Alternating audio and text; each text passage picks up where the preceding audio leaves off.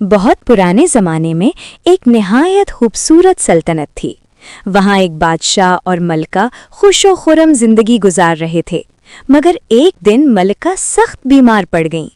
حکیموں اور طبیبوں نے ہر ممکن علاج کیا، مگر شفا نصیب نہ ہوئی۔ کہا گیا کہ ایک پھول سے انہیں شفا ہو سکتی ہے۔ اس پھول کا راز صرف ایک بوڑھی عورت جانتی تھی، جس کا نام بنو تھا۔ وہ برسوں سے اسی پھول کی مہک سے اپنی جوانی برقرار رکھے ہوئے تھی۔ بادشاہ نے اپنی ملکہ کی جان بچانے کے لیے پوری سلطنت کو حکم دیا کہ وہ اس پھول کی تلاش کریں۔ بالآخر وہ پھول مل گیا۔ اس کی تاثیر سے ملکہ صحت یاب ہو گئیں اور کچھ عرصے بعد ان کے ہاں سنہری بالوں والی ایک حسین بچی پیدا ہوئی، جس کا نام رپنزل رکھا گیا۔ مگر بنو کو معلوم ہوا کہ اس پھول کی طاقت اب اس بچی کے بالوں میں منتقل ہو چکی ہے۔ ایک رات وہ چپکے سے محل میں داخل ہوئی، اور جب اس نے اس کے بال کاٹنے کی کوشش کی تو اثر ختم ہو گیا۔ تب اسے اندازہ ہوا کہ طاقت صرف بالوں کے ساتھ قائم رہتی ہے۔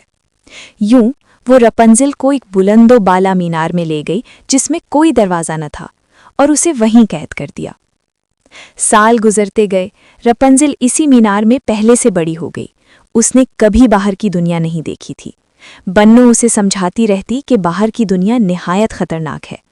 ہر سال اس کی یاد میں بادشاہ اور ملکہ آسمان میں چراغاں کرتے، اس امید پر کہ شاید ان کی بیٹی کہیں سے یہ روشنی دیکھ لے۔ رپنزل کی زندگی ایک معمول کے مطابق گزرتی۔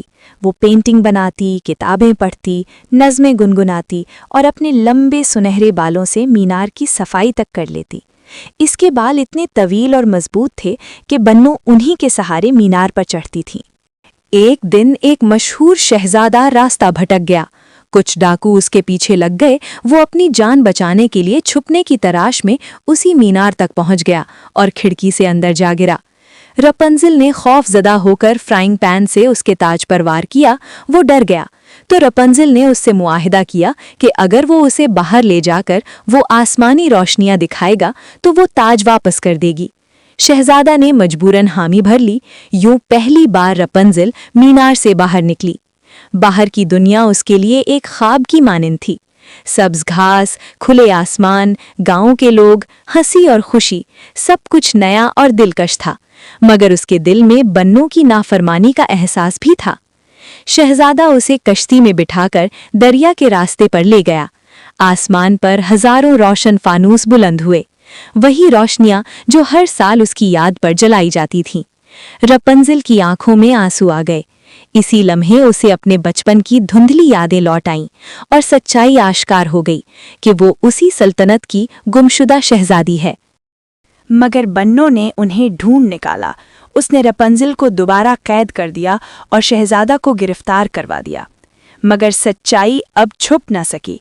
رپنزل نے حوصلہ کیا اور بنو کا سامنا کیا۔ آخرکار سچائی نے لالچ اور فریب کو شکست دی۔ رپنزل اپنے حقیقی والدین سے جا ملی۔ کچھ برس بعد وہ اپنے گھر لوٹ آئی۔ بنو کو اس کے ظلم کی سزا ملی۔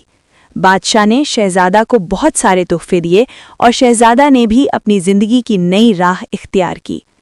اس کہانی کا سبق یہ ہے کہ سچائی ہمیشہ فتح یاب ہوتی ہے۔